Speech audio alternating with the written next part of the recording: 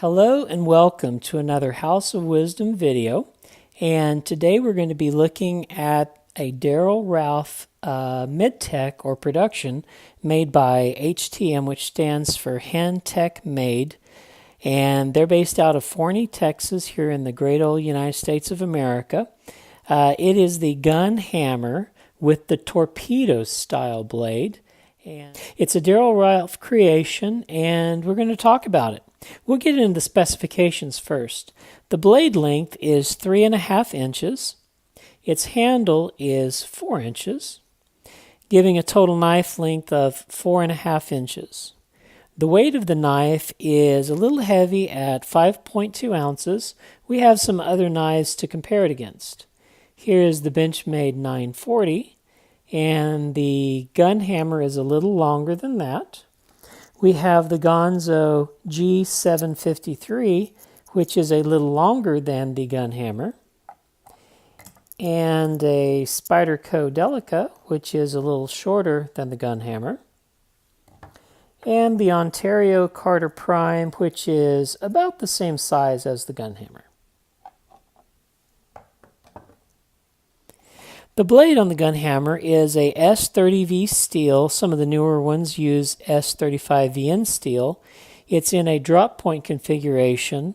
HTM likes to call this the torpedo configurations. There are 3 types of blades. This one, which is a drop point, which they call the torpedo. They also have a radian recurve blade and a buoy style blade. The blade has a flat ground to a slight hollow ground and has a DLC coating on this particular model. They also make one where it's a satin finish. The method of deployment is with a flipper, and I want to talk about the flipper design a little bit. I like it. It's rounded and smooth and has a little bit of jimping, so the knife really deploys well. This is an example of a flipper I really like. It is a Pena knife, and as you can tell, it's nice and smooth and rounded with a little jimping on there so you can get some grip, and I like that type of flipper deployment.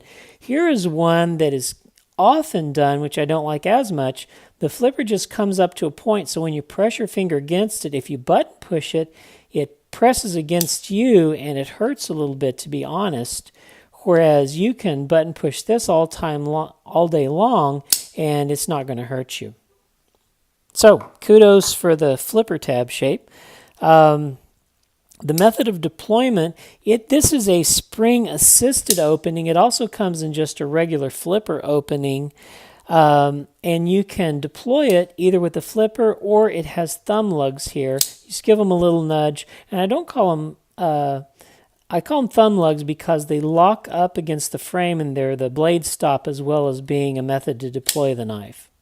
Well, I'm going to show you a little bit about the deployment method here. Okay, if I can get this, there we go. See if I can shine a light in there and see if you guys can appreciate that spring that we see in there. That spring is the method of deployment. This is not considered an automatic knife, but there is a spring that's connected to a post inside the knife, and then which attaches to the deployment method, and that's why it deploys so rapidly. Note that in the open state, the spring is at rest, and then the spring is loaded whenever you close it, so that if you wanted it to rest in its resting state, you would need to have the blade open. I don't know if your knife storage system accommodates anything like that. The handle of the knife is made of aircraft aluminum and is protected by a durable military Type 3 hard coating. There is a machine textured, which gives you some grip, and there is no lanyard hole on the knife. The construction is an open construction. It has the pivot and 2 standoffs, so it will be easy to clean. The pivot is not a captive pivot. It has a Torx bit on this side and a proprietary hardware on this side. So if you turn the Torx bit, this will turn. Unfortunately, they don't send you with the knife a bit for the proprietary one, so you have to figure out a way to stop this pivot while you undo this side, and I don't have anything like that, so I was unable to adjust this knife. The lockup of the knife is a nested liner lock. You can see here the lock is, there's a cutout in the frame for the lock bar, and this one locks up at about 50%. I wanted to talk a little bit about the lockup. I'm going to hold it here firm and wiggle this blade from the tip. I don't know if you can appreciate that side-to-side play, and there's also some forward and backwards play here. Don't know if you can appreciate that. Can you hear that clicking? Okay. So the lockup on the knife is not so good, and I'm unable to tighten the pivot. I thought, well, maybe if I tighten the pivot, that would fix the side-to-side and vertical blade play, but I'm unable to tighten the pivot because it just spins, and I don't have a tool to stop this end from spinning, the one with the proprietary pivot on it. Okay, moving on. The lock clip is a surface-mounted spring clip. It is right-handed tip up or tip down, depending on what you like. The ergonomics of the knife are pretty good. It is a chunky little knife, a chubby little bunny, and it feels good in the hand, and the pocket clip is low-ride clip, surface-mounted, so it doesn't poke you or get in your way. The action of the knife is very fast with the spring-assisted opening, and I don't have a regular manual flipper to compare. I just know that this really shoots out nicely. The signage on the knife is minimal, and it is DLC coded, so you can't hardly see it. As you can see, it says HTM-DDR. It doesn't have anything about the type of steel or made in the USA. However, on the regular silver satin type blades, they do have that signage. The cost of the knife as of October 2017 at Knife Center is $215. If you buy it directly from the manufacturer on their website, it's a little more expensive. So, what do I think about the HTM-DDR gun hammer in the Torpedo blade? Overall, I'm not so thrilled about it. I'm going to talk about the opportunities for improvement. First of all, and you know my channel, we do the lightest and best videos. This is a heavy knife. It weighs 5.2 ounces, and that's just heavy. I just don't do that. One of the bigger things is, okay, the price of the knife is over $200, and it has both vertical and horizontal blade play. And that's just unacceptable whenever you get to that price point. It's unacceptable for any knife, but especially a knife that they're marketing for over $200. The clip has a problem too.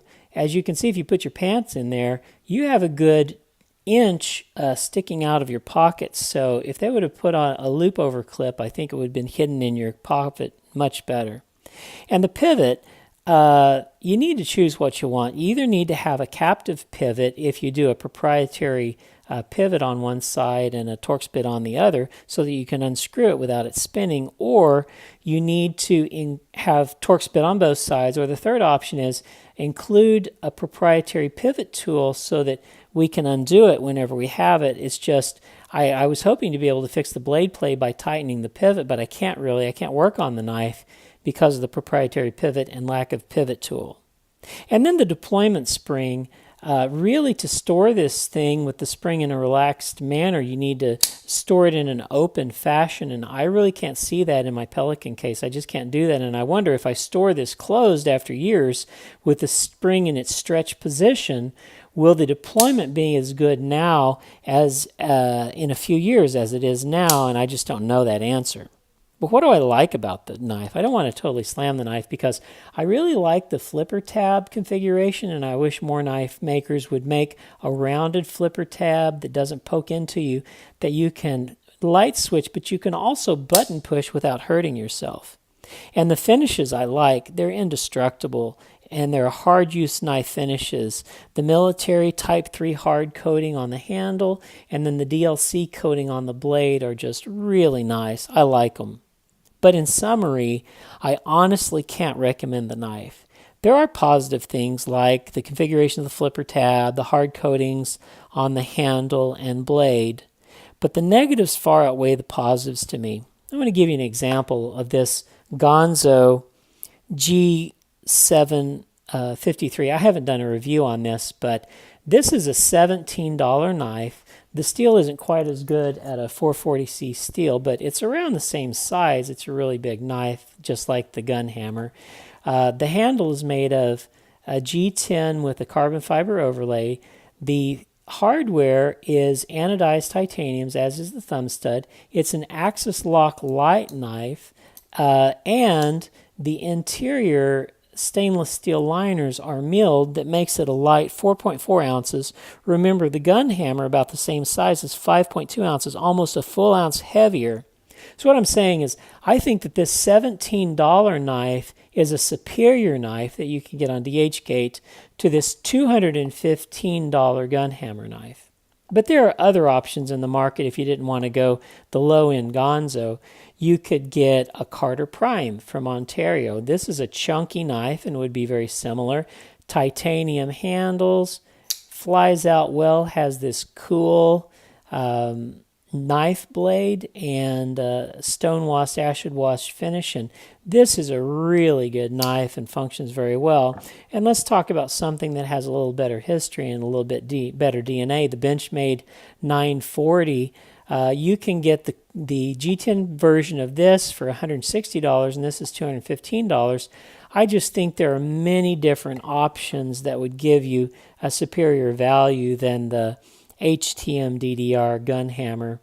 And that's just what I think about it. Sorry to be a downer about this knife, guys, but I just want to be honest with you and tell you what I think about it. So anyway, that's the review of the HTM-DDR gun hammer in the Torpedo configuration blade. I hope you enjoy. I hope you benefit from it, but don't buy the knife. And we'll see you on the next House of Wisdom video.